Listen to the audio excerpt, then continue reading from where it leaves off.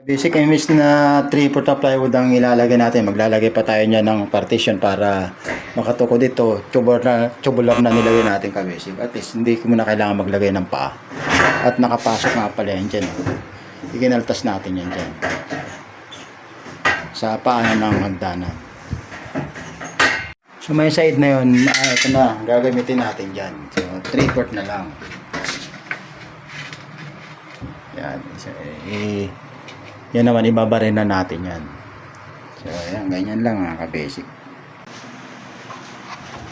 At yun, natapos na natin barinahan yung wall.